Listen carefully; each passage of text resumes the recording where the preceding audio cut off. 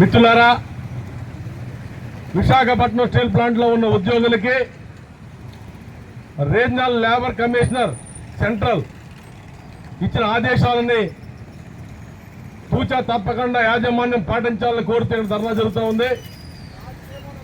గతంలో ఇచ్చిన ఆర్డర్స్ ని బేఖాతరు చేశారు. ఇది మీకు పొగరా కండ కావడం అని చెప్పేసి అడుగుతా ఉన్నాం.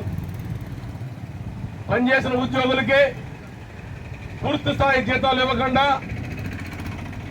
ఉత్పత్తితో లింక్ పెట్టడం తప్పని చెప్పేసి మీ మొక్క మీద ఊచినా మీకు బుద్ధి రాలేదంటే మరి కొత్త పద్ధతులు ఎంచుకోవాలని చెప్పేసి అడుగుతా ఉన్నాం. డిసెంబర్ మొదటి వారంలో ఇచ్చిన జీతాలకి 12 కోట్లకు అన్నం పెట్టారు. జనవరి 1 ఇచ్చే శాలరీస్ లో 2.5 కోట్లకు అన్నం పెట్టారు. అంటే ఈ 2 నెలల్లో ఉత్పత్తితో లింక్ పెట్టి 14.5 కోట్లు ఖర్చు చేస్తే ట్రంప్ గారు ఆదేశాలతో డాలర్ వాల్యూ పెరిగితే 50 కోట్లు వెళ్ళిపోయింది రాత్రి. జస్ట్ డాలర్ వాల్యూ పెరిగినందుకు మీరు ఉద్యోగులను హింసించడం కోసమా, మీ శాడిజం చూపించడం కోసమా ఈ సత్లని చెప్పేసి అడుగుతా ఉన్నాం. కాబట్టి ఎల్లుండి ఇచ్చే జీతాలని పూర్తి స్థాయిలో ఇవ్వకపోతే పుల్ల వంకర ఎవడో తీయలేడట. ఆ పుల్ల వంకరని పొయ్యే తీరుస్తుంది. ఇక్కడ పుల్ల అంటే యాజమాన్యం, పొయ్యి అంటే కార్మికులు, ఉద్యోగులు, ప్రజలు. నడుం కడితే మీరు ఏం చేస్తారని చెప్పేసి అడుగుతా ఉన్నాం. కాడు ఉద్యోగ మిత్రులారా, అధికారులారా, మనకి 3 లక్షల నుంచి 7 లక్షల రూపాయల జీతాలు రావాల్సి ఉంది. గత ఫైనాన్షియల్ ఇయర్ దాటిపోయింది. ఈ 2వ ఫైనాన్షియల్ కూడా పూర్తవుతా ఉంది. మీరు డబ్బులు ఇస్తారా కొట్టాలనుకుంటా ఉన్నారా? ఇది తేల్చి వెంటనే 300 కోట్ల రూపాయలు, 3 నుంచి 7 లక్షల రూపాయలు ఒక్కో ఉద్యోగి బకాయిల్ని వెంటనే చెల్లించాలని చెప్పేసి సిఐటి ఆధ్వర్యంలో ధర్నా జరుగుతూ ఉంది.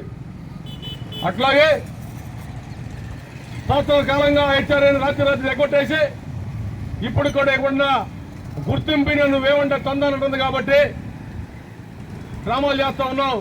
హెచ్ఆర్ఏని వెంటనే పునరుద్ధరించాలని చెప్పేసి అతి చిన్న క్వార్టర్ ఈరోజు గవర్నమెంట్ ఫ్రీగా ఇచ్చే ఇంట్లో కూడా అనేక సౌకర్యాలు ఉన్నాయి.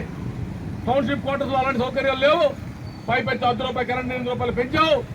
అది కూడా తగ్గించాలని చెప్పేసి కంపెనీ కష్టాలకి నష్టాలకి కారణాలు మీరు, మీ విధానాలు.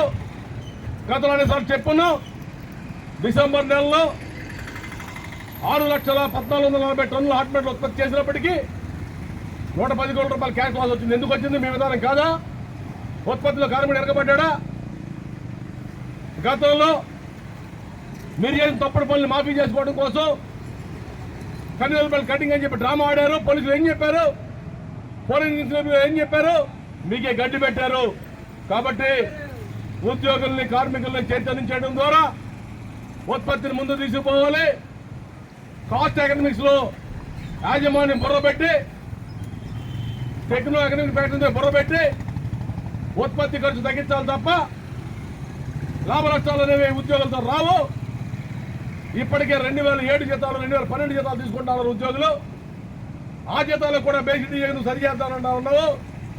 కాబట్టి జనం తిరగబడక ముందు ఈ సమస్యను పరిష్కారం చేయాలని డిమాండ్ చేస్తూ ఈ సమస్య రేపు ఎల్లుండి ఇచ్చే జీతాల్లో పూర్తి జీతాలు ఇవ్వకపోతే భవిష్యత్తులో జరిగే ప్రతి ఆందోళనకి యాజమాన్యం ప్రభుత్వం బాధ్యత వహించాలని చెప్పేసి హెచ్చరిక చేస్తున్నాం. Thank you.